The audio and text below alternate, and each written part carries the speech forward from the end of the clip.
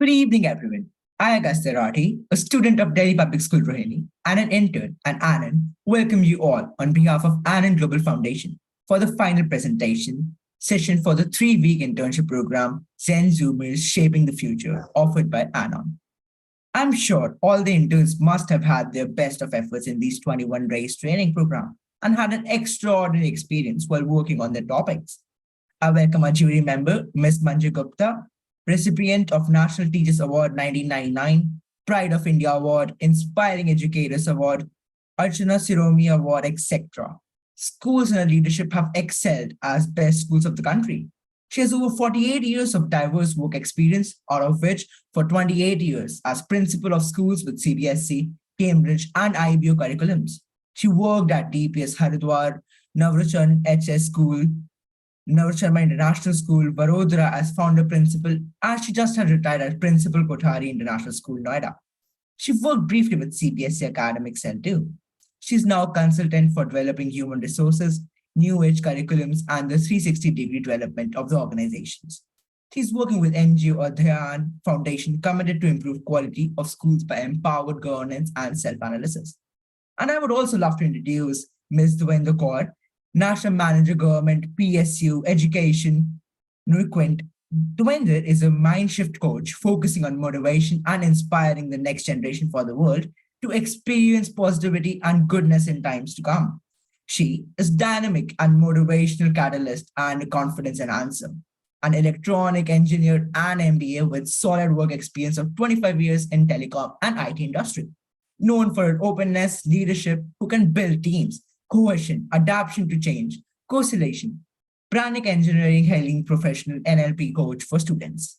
I thank both the jury for their valuable time. We have Team 5 with us who will be sharing their ideas on the topic beyond academics. The team is mentored by Rithi Chaudhary. We have two candidates in the particular team, with follows Sukriti Dubey, Queens Valley School Dwarka, and Shreya Rawat, same school, Queens Valley Dwarka. I'm very happy to be moderating this presentation. Now I request the teams to please come forward and start the presentation. So good evening to the jury members and the lovely audience. So our topic is Beyond Academics, Learning Differently. Academics has always been an essential part of human development. It prepares us to survive in the outside world and establish an identity of our own. But is an individual's development restricted to merely academics? 50% marks equals to 50% success, or 90% marks equals to 90% success. Is this the equation of life? Ya fir one sheet of paper cannot decide your future? Yes, instead, it's about learning. So today we will talk about learning that goes beyond academics. Beyond academics, learning differently, presented by Team 5. My name is Shreya Rawat from Queens Valley School, and I am the team's high-spirited designer. My name is Sukriti Dubey, also from Queens Valley School, and I am the team's sweet-natured writer. Our team mentor was Riddhi Chaudhary from City Montessori School, who very patiently guided us despite the challenges we faced as a two-person team. So we are very grateful to her for helping us through this entire process of this program. And now let's talk about the flow of our presentation. We will begin with the introduction to our topic, and then we will move on to social and emotional development and its importance. Then आपको अपनी seat की belt बांधनी होगी, because we will be busting certain myths about learning styles and creative learning. We will also discuss some methods that improve learning styles, and lastly, we'll end with a movie. So let's get going. So, what does beyond academics learning differently exactly mean? From a child's perspective, school, extracurricular activities, and home are a part of continuous experience of life. From the perspective of teachers, coaches, and parents, those experiences may seem more differentiated and are thus treated separately. However, if the adults in a child's life approach his or her growth as a collaboration, following a clear developmental path, every child will have a better chance at life filled with choices and skills to achieve those goals. And as Mahatma Gandhi rightly said, By education, I mean all round drawing of the best in a child and man in body, mind, and spirit. That is what it means to learn differently. Education is no longer about teaching students something, but about helping them develop a reliable compass and the tools to navigate with confidence through this world. Success in education today builds not just cognitive but character fortitude. Nicely said, Sukriti. There are so many misconceptions about what success means in today's world.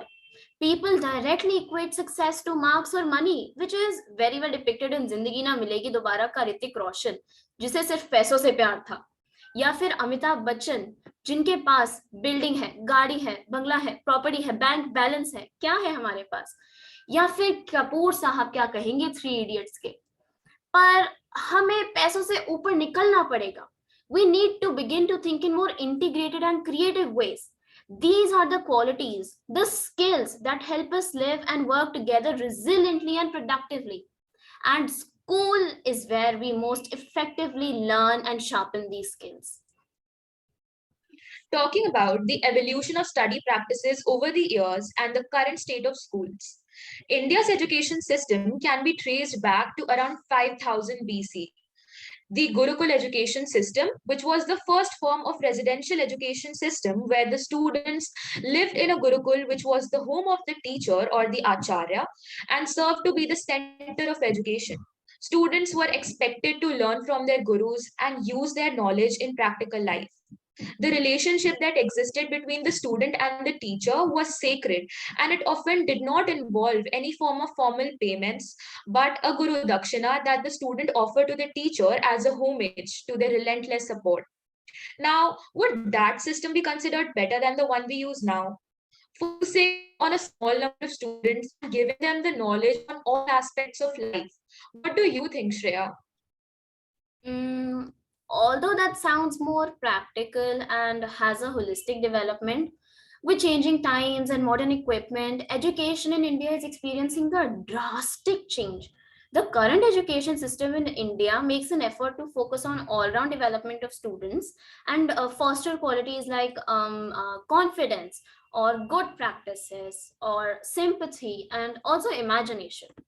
So, the steadily increasing use of technology has also inspired child centric approaches because the mass media is putting stress on cognitive development rather than only memorizing. Additionally, according to the responses collected from our survey, students feel that school has helped them with their academics and not prepared them for facing adult life. Now, there are different experiences of our life that influence our learning, namely culture, habits, and character. The involvement with the world around plays a vital part in the emotional and spiritual growth of an individual and makes them the person they become within a span of a lifetime.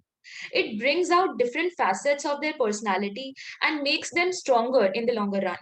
Talking about culture, some cultures believe that when student veers away from the structured model of learning, he or she is being very creative and intelligent, while others define intelligence as being able to imitate instructions with precision.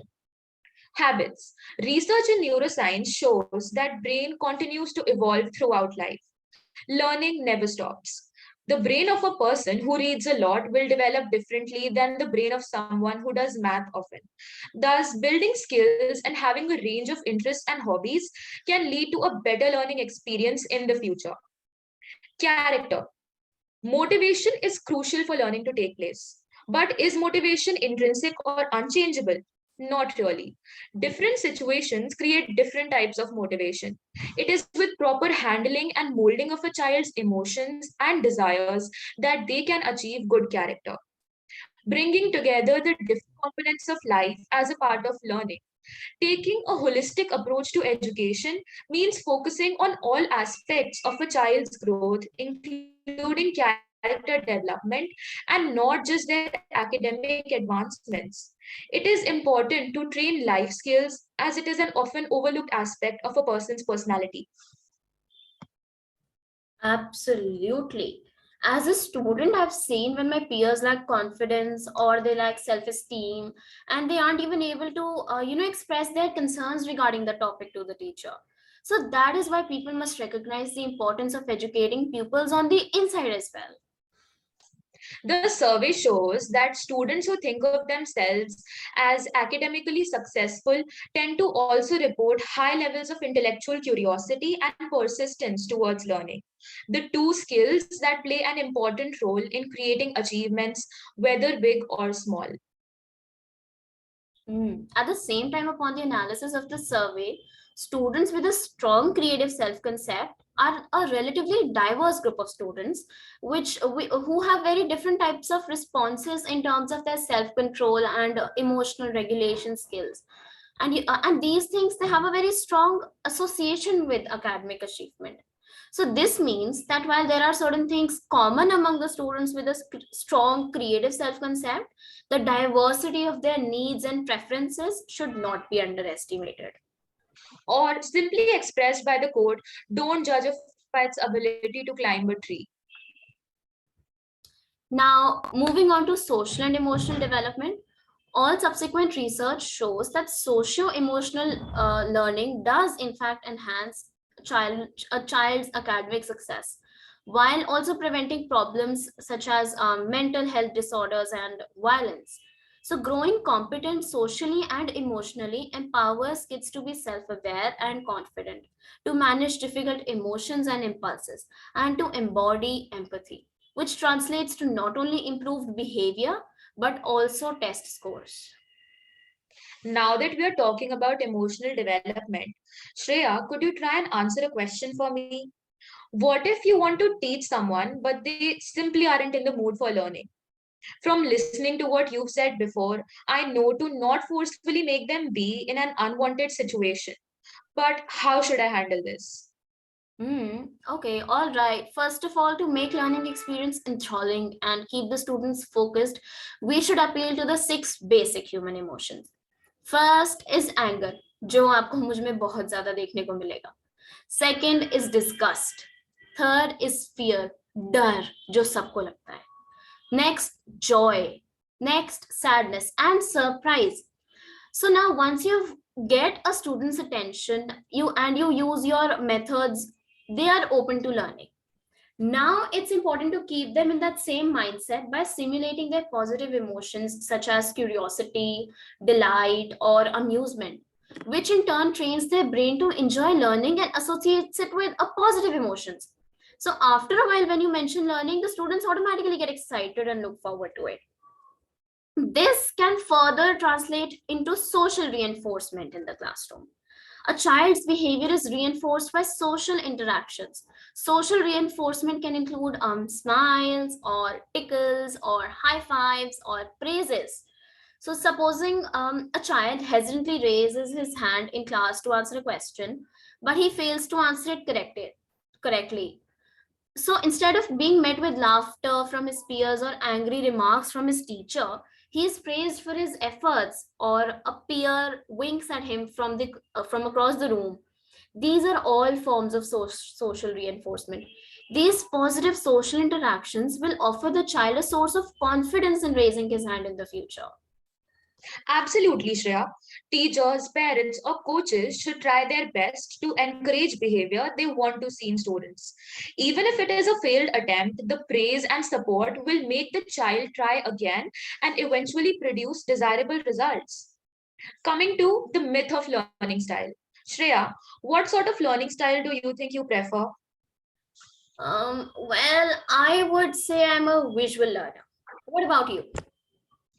I don't really have a preferred learning style, and neither do you. Common statements such as I'm a visual learner or I learn better when it's hands on experience are based on beliefs in learning style. The most frequently referenced styles are visual, auditory, reading or writing, and kinesthetic, which assume that some individuals learn best by looking at pictures, some learn best by listening, by reading or writing, and others learn best through hands on activities. This assumption has influenced teacher practice for decades, despite a lack of evidence that suggests that such styles even exist.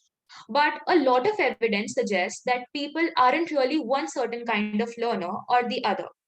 In a study published in the journal Anatomical Sciences Education, Husman found that not only did students not study in ways that seemed to reflect their learning style, but those who did tailor to their studying to suit their style didn't do any better on their tests.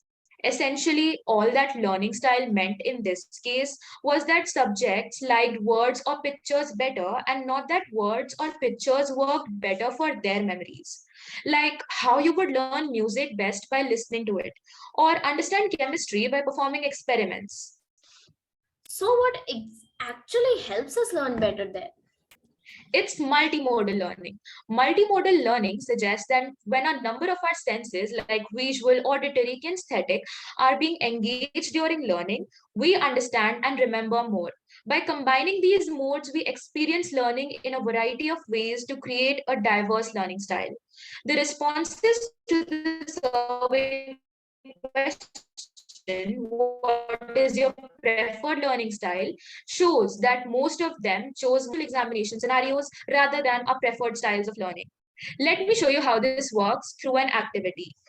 I hope our guests will graciously help us through this. In this activity, I will be reading out a list of objects. Our guests will have to remember them in the same sequence. You will be given a minute to remember the list, and then I will be asking you to repeat it aloud. So listen closely in three, two, and one.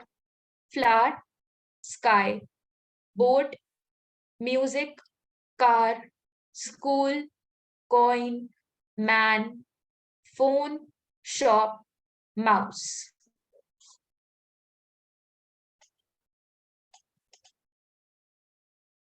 All right, if you could please repeat as many as you could remember.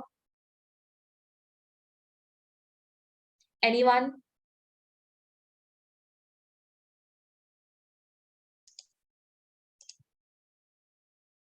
If I may, I only remember like one or two. Sky, flat, coin, mouse. Rest, I don't know.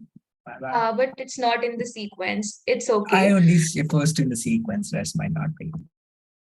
Okay. Let's try this activity once again, but a little differently. This time I will be repeating the same list, but it will be accompanied with pictures. Flower, sky, boat, music, car, school, coin, man, phone, shop, mouse.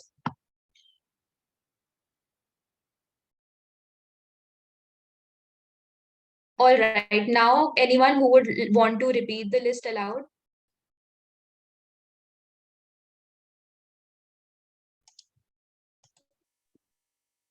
Yeah, maybe Anyone? I can. I'll try. Yes, ma'am. Car, uh, car. No, flower, sky, boat, car. I remember this.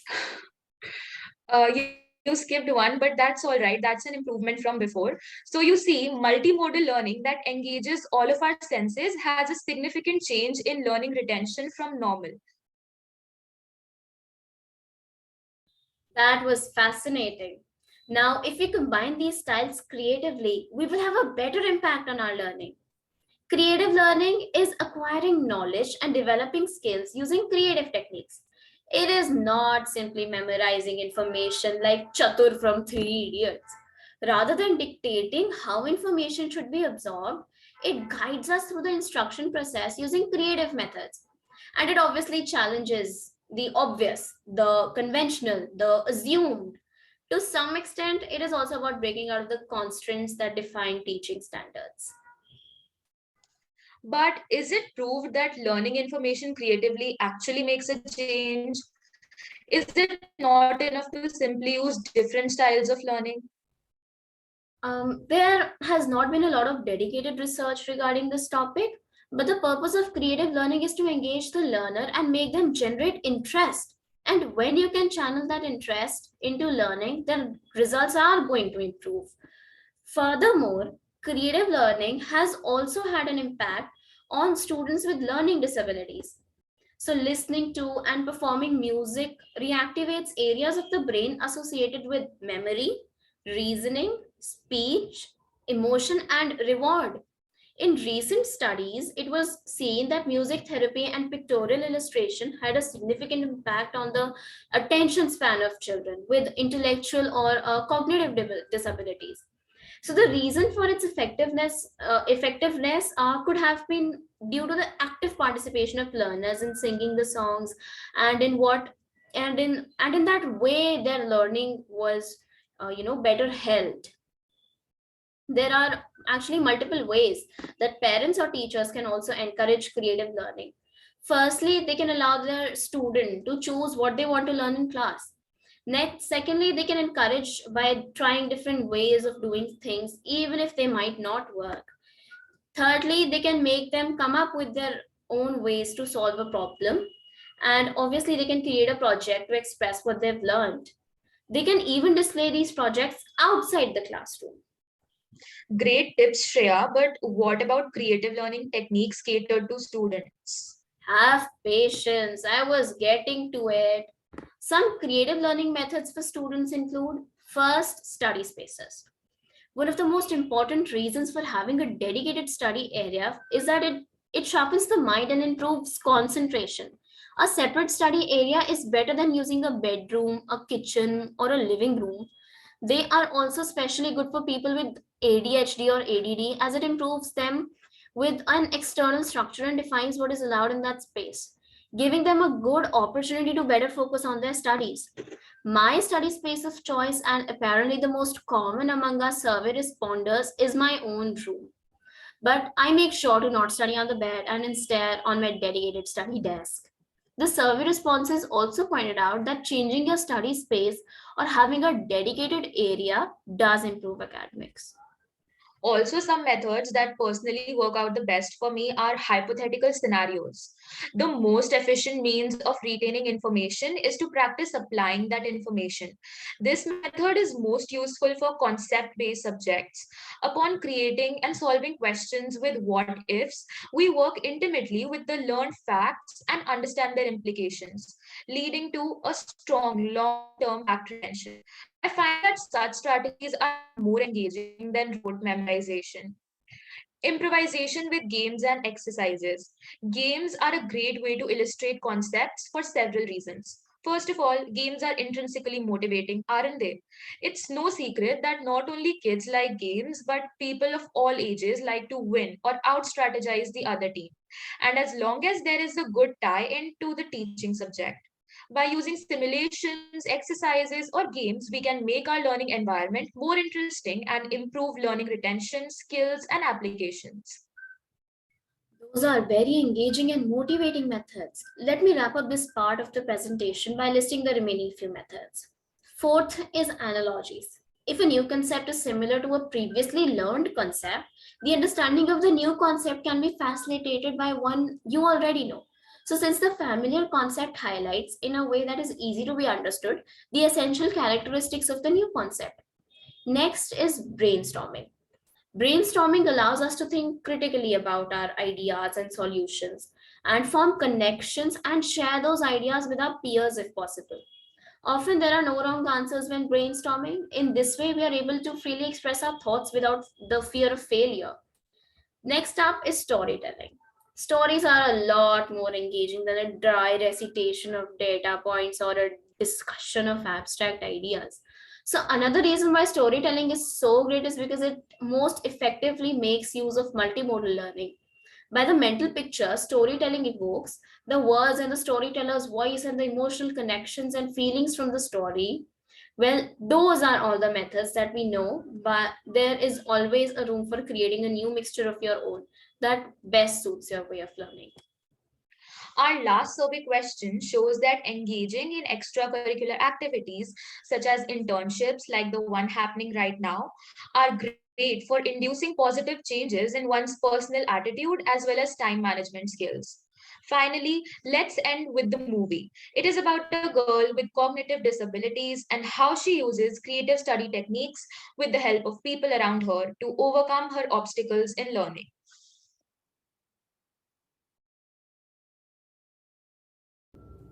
Here's your result, Sia.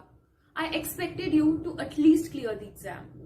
Why is it so hard for you to recall answers when everything has already been discussed in class?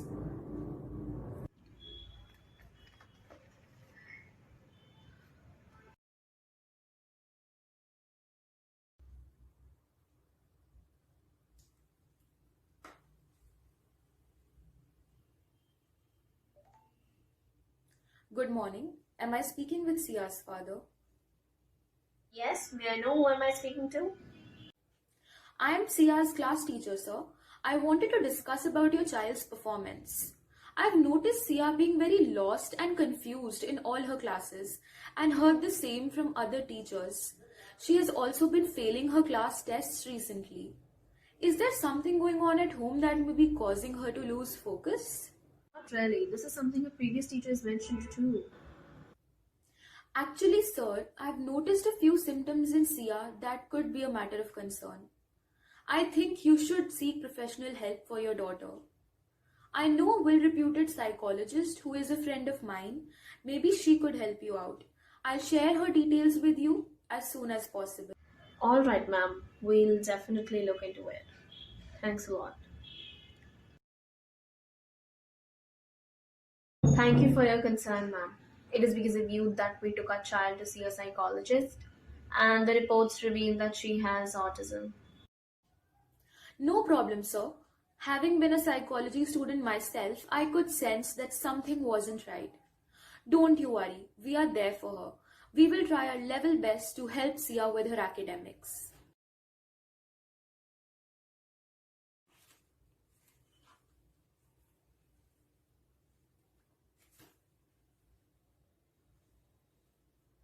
Sia, please start reading the second paragraph on page 52.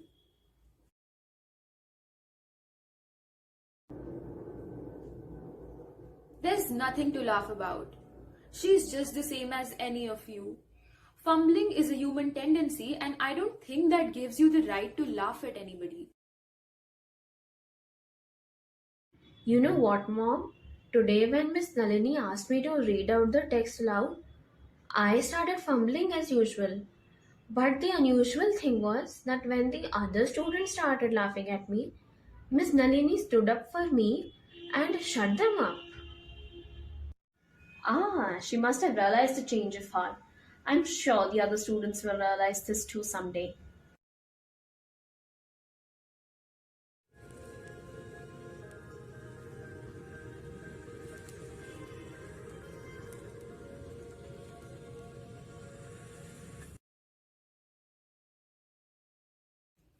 Good morning, Mr. and Mrs. Singh. I'm delighted to inform you that Sia has made it to the top 5 students of our class. She has performed exceptionally well in her terminals, and she has also started engaging in extracurricular activities and class discussions. Her learning goes beyond academics.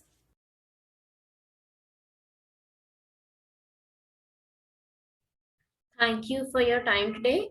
Working on this project with our mentor Riddhi and Anon Global Foundation has been a wonderful experience of learning various life skills.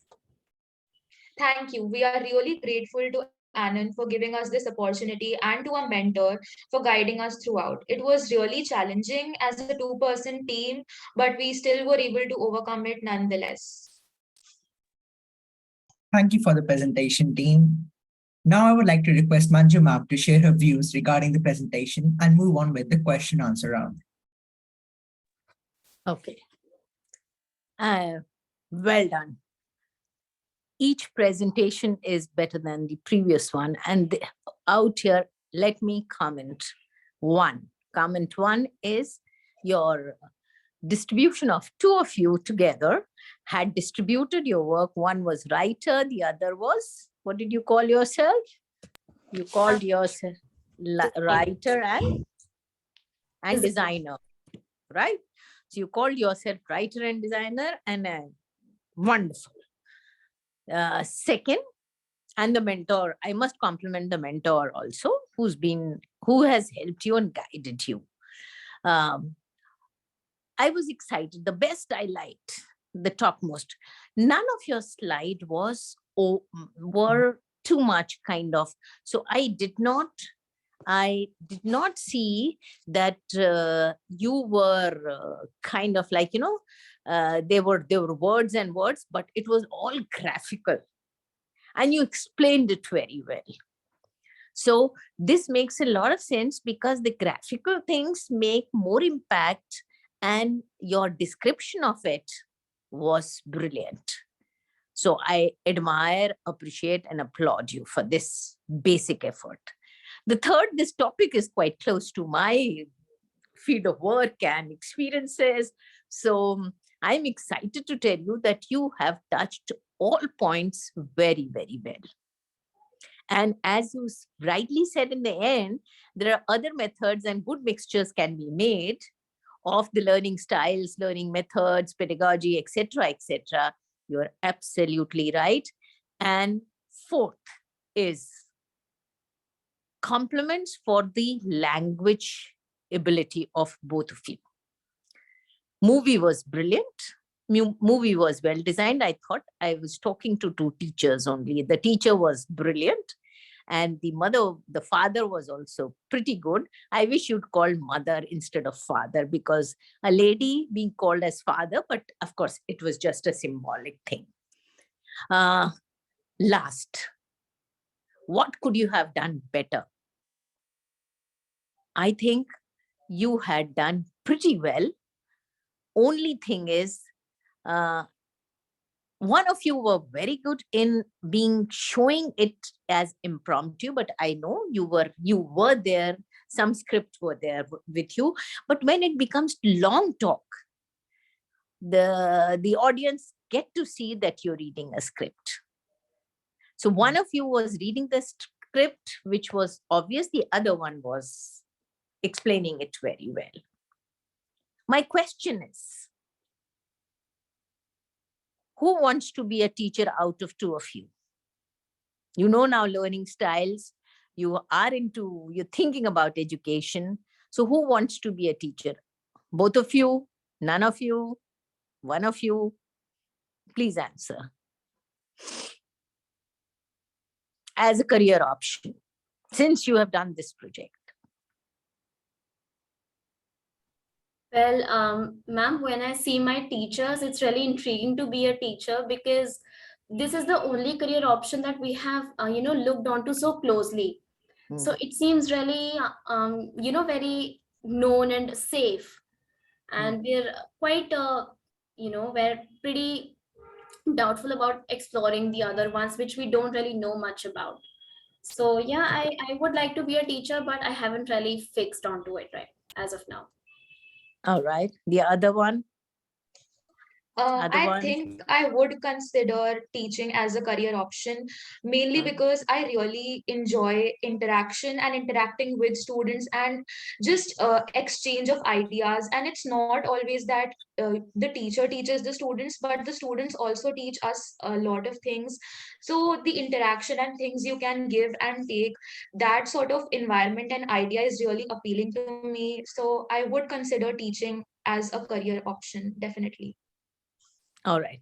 My question was slightly, I wanted you to dwell into that, since you went into the details of learning styles, etc., etc. Did it motivate you? Did it make a difference? One is a general thing, but by doing this project, which is an internship into dwelling into the teaching, learning styles, going beyond academics, learning differently, etc., does this project help you, moving you to get towards teaching as a career? Or it was another project and you have it hasn't given you enough exposure doing this project that you can consider teaching as your career? Ma'am, I feel this project has definitely given me a lot of exposure, like talking about learning myths and different learning styles and multimodal learning, things I had to research on. I was not aware about all of this stuff before. So I feel that I have gained a lot of from this topic, from this internship, and just in general gained a lot about education as a field and teaching as a career.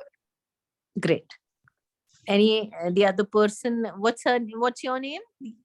Your name and your. I've missed the names, please. Sukriti and Shreya. Shreya. So you are Shreya. I am All right. Sukriti and the other one is Shreya. Shreya, so what do you think? Just last bit. ma'am, I would say that I think it took a toll on me the other way. I mean, I understood that in a class of 40, a teacher handles 40 different learning styles. Whereas in an office, a person just has to handle that one boss. So, I mean, teaching might not be as easy as we consider. It is a very, very noble profession. So, I don't know if I will actually be able to handle 40 different learning styles within that half hour. So what I suggest, join a school where there are only 20 to a class, okay? And there are schools like that, so that you handle only 20. Okay. Thank you so much. All the best. You did very well. I'm impressed. Thank you, ma'am. Thank you, ma'am. Thank you, ma'am, for your enlightening words. Now I would like to request Devinder ma'am to share her views regarding the presentation and any questions ma'am would like to ask from our interns. Hey, thank you so much. Are you able to hear me? Yes, ma'am, you're audible. Yes, Okay, ma'am. I'm sorry. I had to step up for a work, but I was so glued to this presentation that I continued through another connection, and definitely the flow was amazing. The way you both of you interacted and continued your conversation flowing through the whole thing, I really loved that. And the other other amazing things were obviously mentioned by ma'am. So your presentation was very impressive. The topics covered were very, very impressive. The only thing as a suggestion which I found I should highlight, when the surveys you guys were discussing, you went little faster. So when you actually showcasing your surveys, you are trying to show what all you have done. Give a little pause there, so that we also in a position to look through little with more deep details what all have been done, and how impressively you guys have taken out the results out of it. So that was little faster pace, because with the rest of the other pieces, that piece also went little faster. So it took some attention to be placed there. A movie was amazing. I mean, the concepts you picked up was very good. I loved that. And the question answer handled by you, both of you, when Manju ma'am was asking a question to you. I loved the answers of yours. So overall, I think I'm impressed with your presentation. Thank you, ma'am. Thank you, ma'am. Thank you, ma'am, for your inspiring words. Once again, I want to thank our jury members, mentors, and Anand team for this delightful evening and your valuable time for this wonderful session. Thank you, everyone. Thank you. And a very, very well done presentation. Very confident girls. And kudos to Riddhi also for mentoring them so well and for working so hard. Really, you deserve a big hand. Ma'am, despite only being a two-person team, they did not make me feel as if I had to do so much of work. So I'm blessed with great team members. And great coordination between them, and Yes, the ma'am. presentation was amazing. Really nice. Too good. Thank you, ma'am. Thank you, ma'am. Okay, thank you, everyone. Thank you.